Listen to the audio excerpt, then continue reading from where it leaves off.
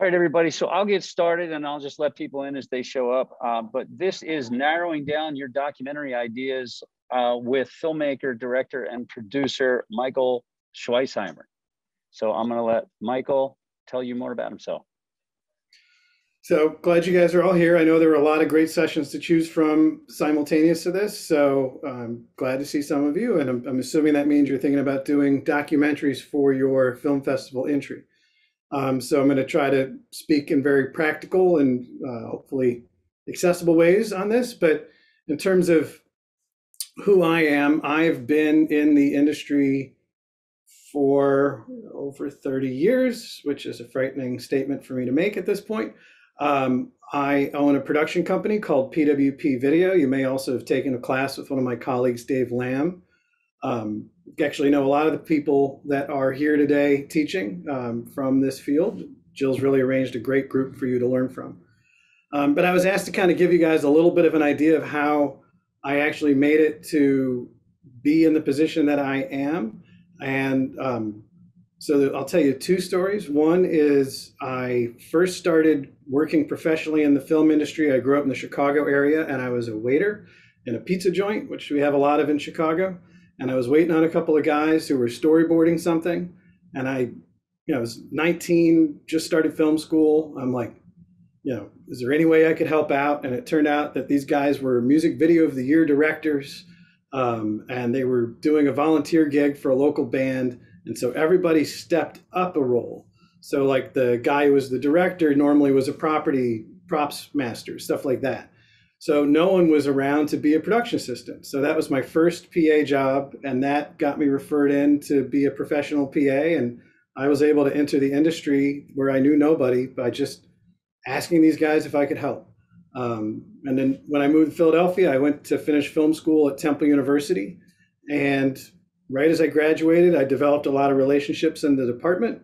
And the chair of the film department referred me for a project that an alumni had asked for help with a corporation where they wanted to hire a student to film in factories they had around the world, but no student could leave school for a couple months to do that. So my very first job starting my production company was traveling for, I think it was 28 days in coach to 5 continents, filming in, of all glorious places, leather tanneries, which is as smelly as you might think. But that was what bought me my initial gear and allowed me to start a company. And eventually I realized that I preferred working with nonprofits versus leather tanneries. That was much more rewarding. And I've been doing that for over 20 years. And so the majority of what I do is documentary storytelling. Though documentary storytelling with a client or a client focus is a little bit different, because as opposed to just serving the story or serving your own ideas, at the end of the day, you're serving an organization and a goal. But even when you're telling your own documentary stories, I do encourage you to have a message or a goal. So I'm going to share my screen. I've got a couple PowerPoints. I'm not PowerPoint obsessed, but hopefully these will help us keep a little bit focused as we talk about how to narrow down our ideas. So just make sure I'm actually on PowerPoint. So the first thing, if you're thinking about doing a documentary project, is to make certain that you have passion for whatever your topic is. I cannot tell you how easy it is for people to kind of skip that step. And even on a short documentary film that you might be doing for Greenfield or high school or for yourself, documentaries take a long time. A feature documentary, if you see a feature-length documentary, there is no way that documentary was accomplished in less than a year. And more often than not, they take 3 to 5 years. It can be a year just to identify and research your idea. It can be a solid year to maybe, you might think it's all filming for all that time, but you might film a little bit to get some seed footage. Then you're trying to raise all of the funds, because a documentary film like you see on PBS, those cost between $750,000 and $5 million, depending on whether or not your name is Ken Burns. You can spend an awful lot of money doing what we do, because professional crews are expensive. And when you're doing long form documentary, you're out filming a lot. but yeah, so you're going to film potentially for a year, two, three more. Another fun story about getting into this business when I think I told you guys, I started working as a production assistant. That's was the job that I broke into in the industry, and I was in Chicago. And early on, someone referred me for an internship. So I go to this house in West Chicago, and I meet this filmmaker, and they told me all about this cool internship where they'd been filming these kids who were playing basketball in high school for years.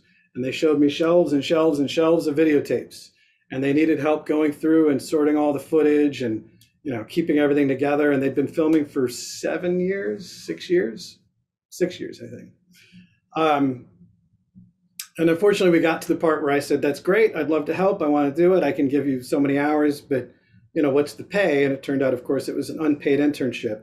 So I walked out of Kartemquin Films and I walked out of the Academy Award-winning documentary Hoop Dreams. I still would have to make the same choice because it's something you have to plan for. Free internships are a reality in our business, and they are difficult to be able to dedicate yourself to and pay your rent. So that is what happened. But that's just an example of a film that took, I think they were filming for 4 years, something like that. They may have met the kids in middle school and followed them through high school. And if you've never seen Hoop Dreams, it's phenomenal. But what these filmmakers were passionate about was a lot of it was actually not about basketball. A lot of it was about sort of social justice, economic justice.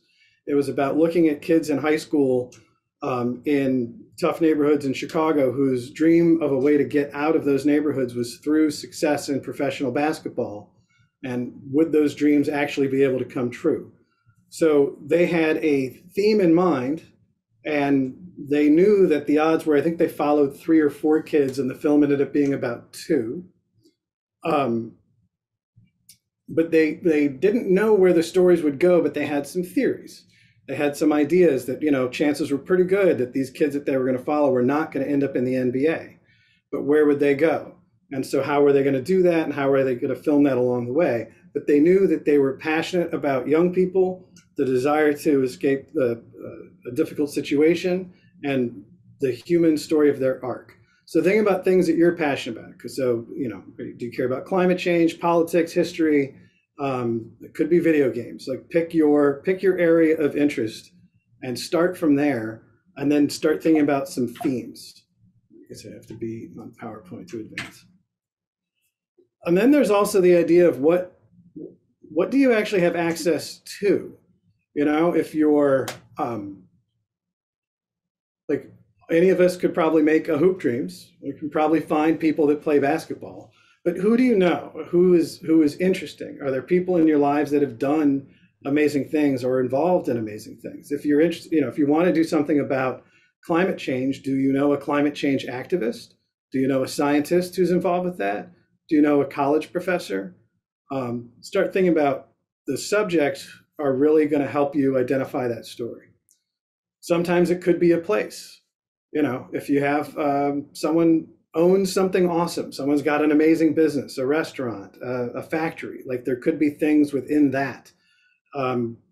Let's just say you're interested in climate change and there's someone in the family has a manufacturing business. Like, could you get that family member to maybe let you dive in and learn about what they're doing in their manufacturing process to either mitigate climate change, combat climate change, or does it turn out that actually they're contributing heavily to climate change and you didn't know about it? And then finding inspiration can happen in strange ways. It could be things. So for instance, you all may have noticed that I have my deluxe rubber chicken. This is deluxe. It squawks very loudly. This is from a store in Seattle called Archie McPhee, which is probably one of my favorite places in the world. I would love nothing more than to do a documentary about this weird group of silly people that make a ton of products that we do not need, but that I love.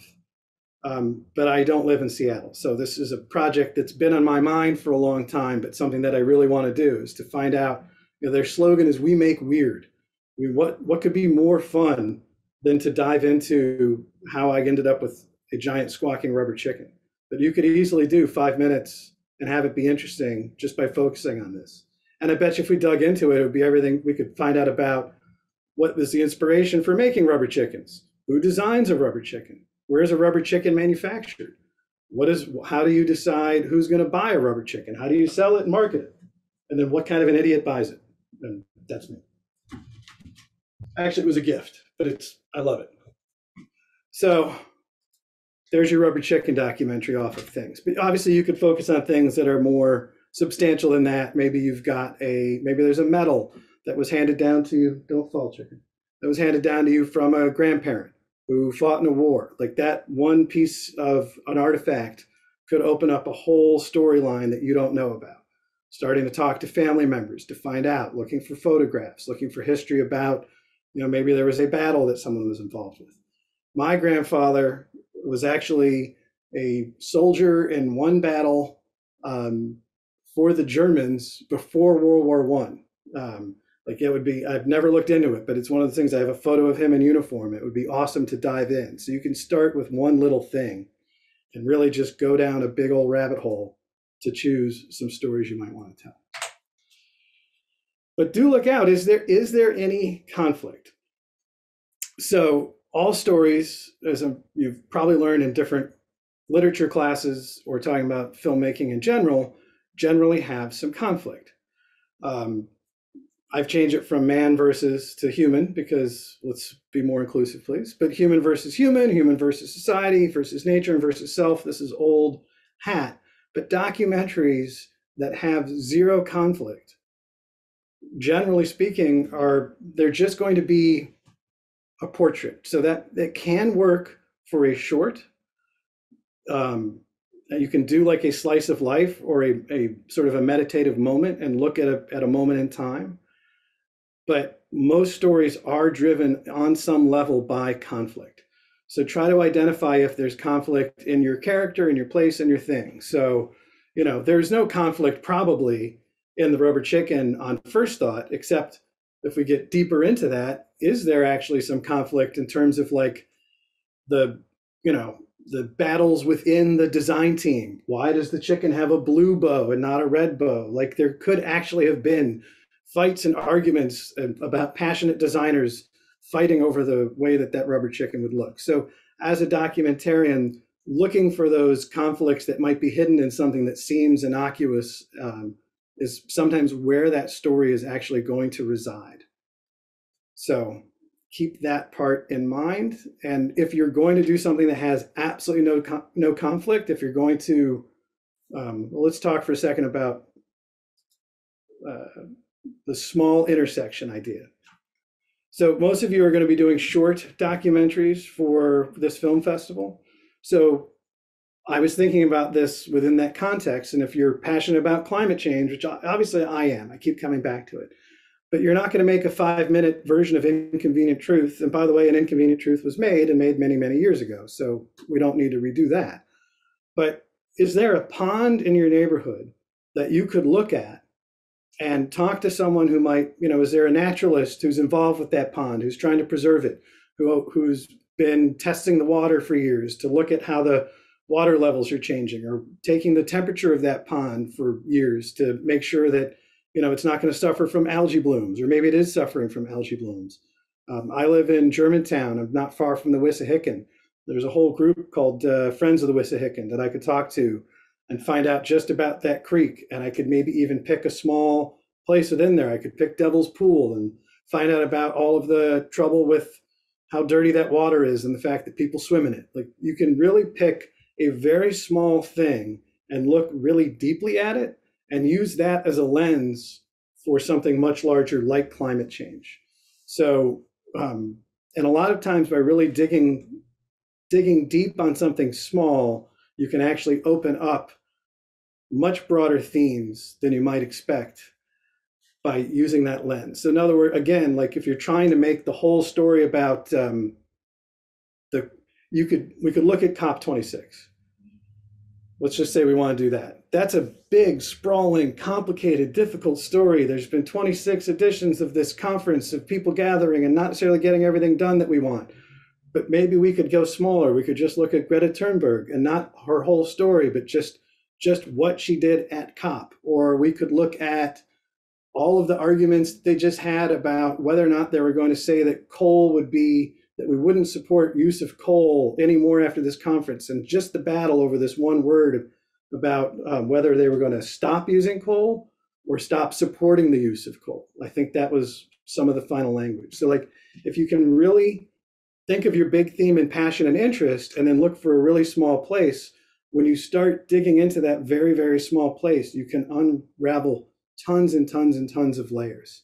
So, history, back to those events. There's the one, is it that one battle, or is it one incident in that one battle with one person? If you're going to talk about gender and identity, if you have someone that you know in your life who is going through a journey to identify as non-binary, like, is there a single aha moment for them that maybe they'd want to talk about? Or would you talk to a couple of people about their moment of discovery, or is it a longer journey? If you're going to focus on an artist, do you want to try to capture a whole career in 5 minutes, or do you want to focus on one painting? Or do you want to focus on one shape in paintings? If you're dealing with an abstract artist who uses a lot of squares, do you want to just talk about squares in their work? And I do want to point out one thing. I talk about music here. I think it's really tempting to do documentaries about musicians or bands that we love. And here's a word for you to go put into Google: hagiography. It's originally, I think, for the telling the stories of saints, but it's come to mean just sort of the exultant story of, like, if you love Dave Matthews and you just make the glowing Dave Matthews story, it's great for you because you love him, but it's probably pretty boring to watch anything that just puts someone up on a pedestal, because not everyone is going to share your passion. And even if you do it well and there are people that share it, it's still just like, oh, look at how great they are. Biography is much more interesting because it usually involves conflict. Hagiography gets away from all the conflict because you're just making someone look amazing. So looking for those points of conflict is going to help you. I brought up video games. It's not something I'm passionate about, but there are some really great documentaries out there about video games, about video game development. Or there's an amazing one about the E.T. game that Atari did in the 80s, and how, I think, tens of thousands of cartridges were buried in a desert somewhere in Arizona. It's really weird, really worth watching. So you can find interesting and exciting stories buried in a desert. You just don't know. So start with something you care about. And then I want to talk a little bit about knowing where your story ends. And I think that the Hoop Dreams project that I talked about earlier, that won the Academy Award, no, they didn't know exactly what was going to happen when they followed young people in a neighborhood in Chicago through their high school career with basketball. You don't know if they're going to get injured. You don't know if they're going to be fall into drugs. You don't know if they're going to become academically the most successful people you've ever met and end up with tons of scholarships. You don't know for sure, but you know some things ahead of time. You know that not all of the characters you're following are going to have the same path. You know, you can predict some level of the challenges that they're probably going to face and need to overcome. Everything from the amount of practice required or dedication required, or the skills, or just, the narrowness of those paths. And predicting some of those potential conflicts and potential victories, you can start to look at the arc that you think you're going to follow and plan for that, so that you can plan on when you're going to film, what you're going to film, what you're going to look for and focus on. But then there is serendipity and openness to discovery. But when you're telling a story that you're not sure how it's going to end, you need to simultaneously be open to what could happen. But that journey that you're on as a storyteller and a filmmaker isn't necessarily the story, right? That's just what you have to do as a filmmaker, exploring. You're out learning, you're out exploring. But at the end, when we're watching your film, you as the storyteller are meting out the facts or the points in that arc as you have found them. Or actually, it doesn't even have to be as you found them. Remember, you can tell things out of order as a filmmaker. You can start at the end and then go back and get us there. You can do all kinds of different construction with the arc, but your exploration and learning as a filmmaker isn't necessarily the story of the film, unless that's what you plan to do. There are the Michael Moores of the world who really insert themselves and their journey into their films. The Super Size Me guy, whose name is escaping me, who's really good, but like I get a little bit tired of that first person. That to me is a type of documentary, but I could tell you that Michael Moore as a filmmaker violates tons of journalistic integrity rules and proper sort of etiquette and ethics within documentaries, the way that he inserts himself and the way that he comments on the people that he's interviewing or the points that he's making. He's constantly editorializing while sort of often blocking people from speaking. And I will say that my politics and his are pretty well lined up. So I'm in his I'm in the choir that he's preaching to, but his techniques sometimes bother me as a filmmaker. So if you're going to follow along and look for discovery as you go, being open to that is important, but remembering that you are still in control as a director and editor matters, so that you can meet that stuff out. And the other temptation that can happen is to follow every single interesting possible intersection, right? So someone, a professor of mine at Temple, I helped her produce a documentary called Top Secret Rosie. She was doing a documentary about two identical twin sisters who had a realty company in Northwest Philadelphia and helped fight redlining. Great story. And doing her research and going through photos, she found photos of them when they were young. And she's like, "What are you doing here?" And they're like, "Oh, that's when we were at the University of Pennsylvania working on a machine called the differential analyzer," which was, it turned out, the immediate precursor to ENIAC, the first computer. She stopped herself from going all the way down that rabbit hole initially. She finished her film about the redlining and the realty practices, but then she went back and followed that separate thread and uncovered a whole other documentary all about all of these women in World War II who helped invent the computer. I'm not sure if you all know this, but computer was actually a job title that people were given because they would compute on calculators trajectories for things like ballistics. And that was the job that these women had. But so she managed to find that thread, set it on a shelf, follow it later, but it became a whole other story just from one photo and learning that they worked on ballistic trajectories during World War II. It's a documentary I'm pretty proud to have been involved with too. So I know we've got tight time, so I just want to remind you that with documentary storytelling, you should always have fun. So if you start with something that you're passionate about, remember, if you're going to do a long form documentary and you're looking at 1 to 5 years of your life being involved in that project, if you cannot find and sustain some level of interest, excitement, passion, and fun for it, there are untold numbers of documentaries that never get finished because people lose that fun and they lose that passion, and it's a slog. There can be a bit of a slog to get through a whole story.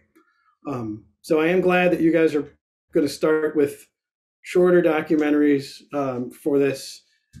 It's not quite as long a slog, but remember, you can. I have shot many, many, many days of footage to make a 3-minute film. So you really have to think about where you're trying to get to, how you're going to get there, how you're going to tell that story. Be open to discovery, but try to not follow every single breadcrumb so that you don't explode with, 1,000 hours of footage to make a 3-minute piece. And I wanted to leave plenty of time for questions because I think this is a very subjective process and it's very open. So with a sprawling group of 6 students, I think we have a lot of time to dive in to questions that you guys have. I think you're able to unmute yourselves. You cannot tell me that no one has a question. You should, the students, you should be able to unmute yourselves. Feel free to ask a specific question to your own documentary.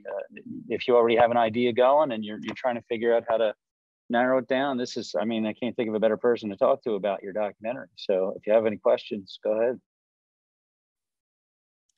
Okay, so I want to do a documentary. I'm a cheerleader. I've been a cheerleader for 12 years. And I really want to do a documentary on the fact that every single time we have like a 2-season long sport. So from fall to winter and after football season, everyone always asks me, oh, isn't your season over? What else do you have to do? And I know that Netflix also came out with a documentary similar to that kind of thing. So I want to try and do it in a way that's like different, but I feel like that covered a lot of like, I guess, controversy around what cheerleading is. So my teacher and I were coming up with a couple ideas. We were going to hone in on, again, people saying like, oh, what do you do after football season ends? But then also the controversy of like, it's not a sport, like competition wise, like the competitions aren't that hard, things like that. And just my question is more like, what exactly should I focus on in that instance? So I don't know too much about cheerleading. I think at some point I may have stumbled across one of these cheerleading docs, but I guess I didn't think to put this in a slide. Documentaries, sometimes that people, I believe, think that something is a documentary if it's just going to document facts. It's just like a string of facts, and that's not cool. It's not fun to watch. No one wants to watch that. Documentaries are still stories. So you're saying that after the first half of your season is over, people are like, what do you have left to do? And it sounds like that's frustrating for you, right? That misunderstanding. There's a whole lot with cheer and like the misunderstanding of it, and because currently on my team we have 3 concussions and there's only 19 of us. So to hear people say like you're not doing anything is like that kind of aspect. So, all right. So things you're talking about. So first of all, you have some conflict right away in terms of the fact that most of your immediate society and school doesn't understand your sport, right? So maybe it's not just explaining the sport in facts, but also explaining it back to that thing about passion. So I'm sure there are coaches, other team members, but there's a lot of passion where you could talk about why cheer is meaningful to you, why you're so invested into it. I think a lot of people don't know about the competitive aspects of cheer.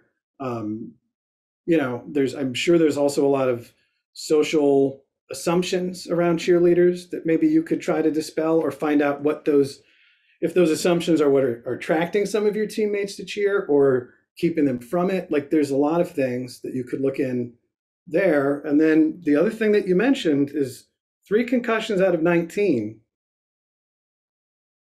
I would not have expected or known that, but there's a whole world of like, well, why are there so many concussions? How, are people looking at concussion protocols for cheerleaders the same way they are for football players? Is there enough work being done on that? I'm not saying like go after your coaches and try to get them shamed. I'm saying, but find out like what your coaches, have they ever had 3 concussions in a season before in one team? Like, what's going on? Yes, we have. I know that we've had a lot of girls hurt out. It's a big problem with every team. Yeah. So I that's a pretty like stopping stat, and I think that it's pretty interesting. Now, if to you it's super old news, it may inspire no passion for you. So that may not be a story you want to tell. Just be like, yeah, we get a lot of concussions. If that's the end of your story, that's pretty boring. But if there's something in there that is interesting to you about, that sport, that athletic activity, about why it's, are you interested potentially that it is so dangerous or that it is so challenging? Are you trying to do too much, or like what's going on? Those are the things for you to start asking yourself. And that's a lot of what documentary filmmaking is and just storytelling is like, here's a fact that in its own is interesting, but what about it is interesting to me? What do most people not understand? Is there a underlying theme about like, is there a social tension about people think that cheer is just palms and going to parties? versus hard work and danger? Like, what is the thing that you would want to tell? But some of it's got to be your exploration of that. Is All right, that, thank you. Yeah. is that useful? Yeah. Okay. I got a question. Cool. I'm a big sports fan, and I like the 30 for 30 documentaries. So what really goes into that? How can you create conflict? I am not a big sports fan and have never seen a 30 for 30. So I can't speak to that directly, but I at least like baseball, and I've been around enough stuff where some of those stories are told. I mean, sports are every game is a battle, right? Almost any sport, it's either team against team or individual against individual. I mean, just look at the storytelling that happens around the Olympics. So I don't know the structure of the 30 for 30. Is there a structure that you could, have you ever thought about, like, if it's multiple documentaries around is it different sports, one sport? What is it? I mean, sometimes it's around football, or like not really just a game by game kind of thing, but it's like a season or a specific thing that happened, maybe like a player, something like that. I mean, there's so much conflict in sports. I know I just heard Scottie Pippen interviewed. I grew up in Chicago when the Bulls were the Bulls, when that was all going on. And, Scottie Pippen is not very happy about the Michael Jordan documentaries and the way that he was portrayed, right? Like, you've got ego, talent, just the games by themselves are conflict by nature, because it's, athlete versus athlete. So in terms of how you want to structure it's if you're going to look at sports, you could follow a single athlete, you could follow a group of athletes within a team, you could follow a coach. It's not a documentary. Have you guys seen Ted Lasso yet? The show's awesome, and it's barely about soccer. But it's totally got this sports background and all this different conflict in it. Find characters. So when you're thinking about people can be different things. People can be an expert who just prattles on endlessly, like this guy, about documentaries, and that could be boring. But people can be a character, and a fascinating character. One of the things about documentary versus fiction, the truth is stranger than fiction is true, and people are weird. And there might be some athlete on a team that you're interested in who is just fascinating for reasons that might have very little to do with their play, or is there something about their training regimen that's not traditional or exciting? Like, there's so many points of entry in sports that you can find to tell stories. But I'm sorry, I can't speak to the 30 by 30 structure. That's all right. It's planning, and it's time, and it's identifying characters. And sometimes it's shooting a lot and cutting a lot. I would recommend for you guys, you do not go with the shotgun approach to documentary filmmaking of getting dozens of hours and then trying to cull it into 3 to 5 minutes. You'll kill yourselves. So it's brutal. Not my favorite way to make films. Anybody else have a non-direct sports documentary question?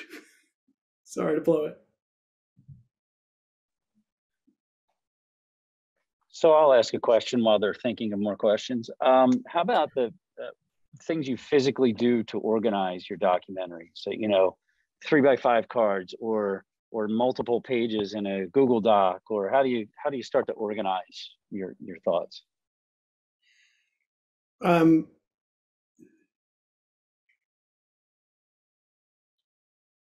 So as I mentioned, I mostly do client-based work for nonprofit organizations.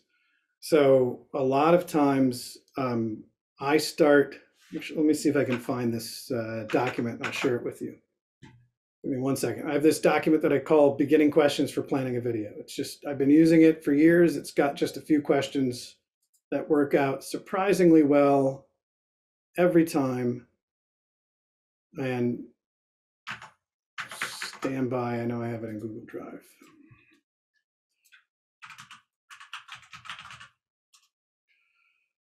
Okay. Share screen.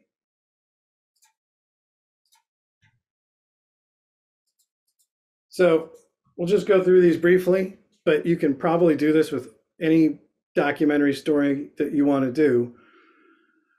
But I always start with what is it that we're trying to communicate. So when I'm dealing with a nonprofit, I want to know like what's their challenge that they're trying to communicate? Like, is there a misconception about them, or are they just trying to raise funds? Do they need more volunteers?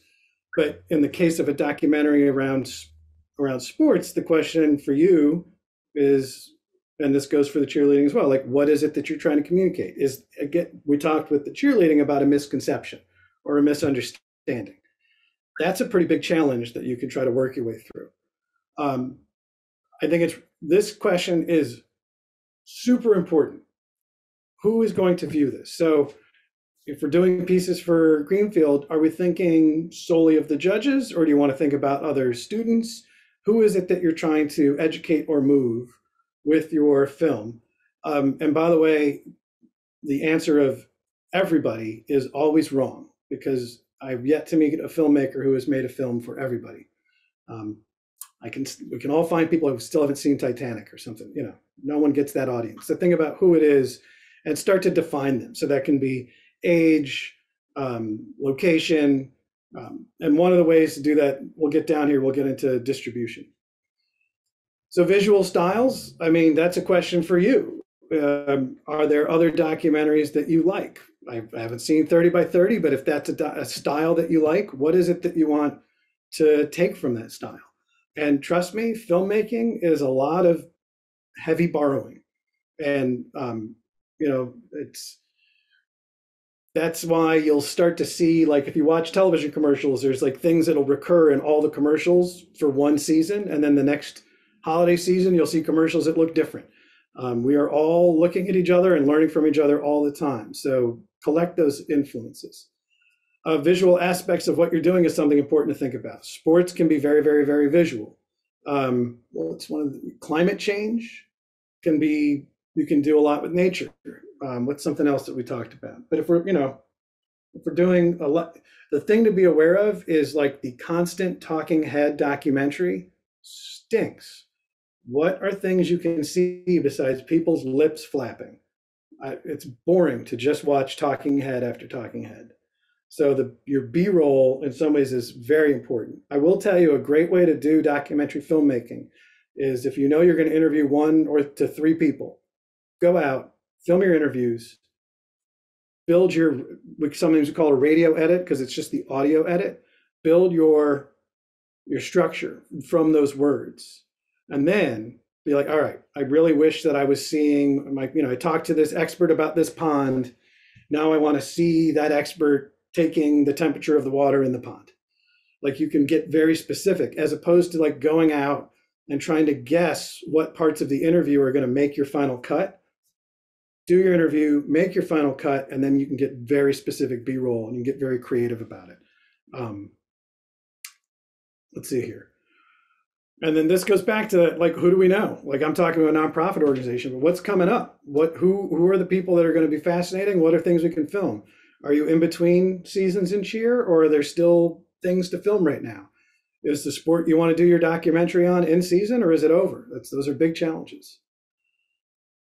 Back to borrowing and stealing, what can we do to make this different or more interesting than other videos? I often, when I'm working with clients, I ask them for things that they hate. If someone can be like, I hate those saccharine Hallmark commercials, even if I'm making a documentary, I'd be like, great, I know exactly what that means. You don't like manipulative junk. Like I hate those ASPCA commercials with Sarah McLachlan songs and like animals in prison. I hate them. They're so manipulative. They bug the heck out of me.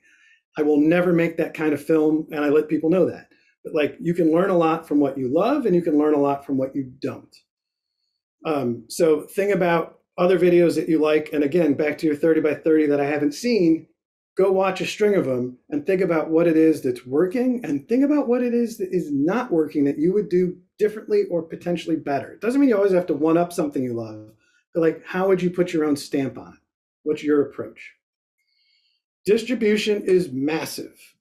If you know that your audience is going to be consuming your video on Instagram and only Instagram, you're going to make a square video. You're not going to worry about 16:9.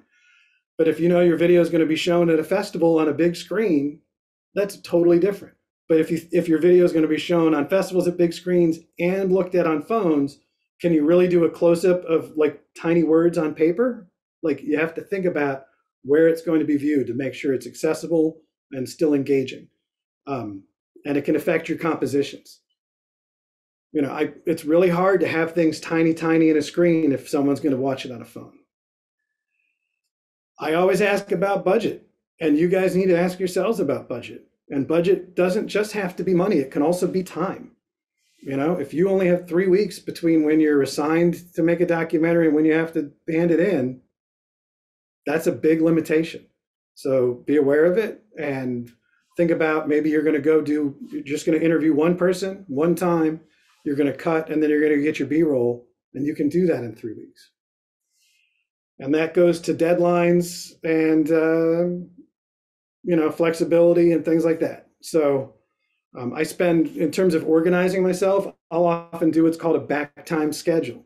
So I think your films are due in March. So if your film is due in March, then you need to be looking at a final edit like a few days before. Trust me, you do not want to plan on your final edit happening on the day that it's due, because I don't care how nice your computer editing system is, everybody runs into render crashes. They are terrible.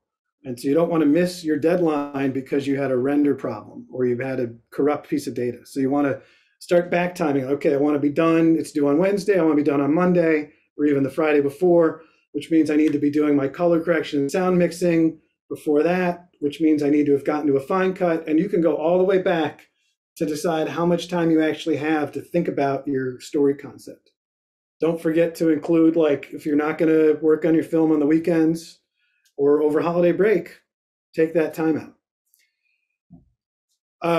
And then I will also tell you that when it comes to organizing my ideas, a lot of my writing is done by answering these questions, knowing what my problem is I'm trying to solve, my message I'm trying to communicate, and who it is I'm going to talk to. And then I can start to draft questions. And those questions are a lot of my writing, because the questions will help to elicit the responses that I need to hear. So if I need to hear someone say, because remember, for your cheerleading doc, you have told me that there are 3 concussions out of a team of 19, but your voice is probably not in that video. So how do you, if you're interviewing your coach, what question can you write to get the coach to say specifically 3 out of 19? You can't just say, how many concussions have there been on the team this season? Because they might just say 3, and that's a very non-useful answer. How do you get someone to say 3 out of 19, right? So that's some of where documentary directing comes in. And sometimes you have to redirect and be like, do me a favor, tell me how many people are on the team and how many concussions we've had. That might get you that answer. So, you can know the things you want to hear and start getting those answers ready. Sometimes you can I don't usually write a full script before I go and film, but I'll have a pretty good idea of some of the things that I know I need to hear and know I need to see. So that was a lot of answer, Dan. I've kind of run pretty much on time. Is there anything else? Way to fill the time. No, nice job. Michael, I want to thank you for sharing your expertise with our student filmmakers. It means a lot, and they're learning a lot. So we appreciate your time. I hope this was helpful. Okay. I hope it helps you guys stay focused and enjoy the doc process. It's a lot of fun and very rewarding. Thank you again. All right, everybody, go enjoy your lunch. Thank you. Oh, Jill. Yeah.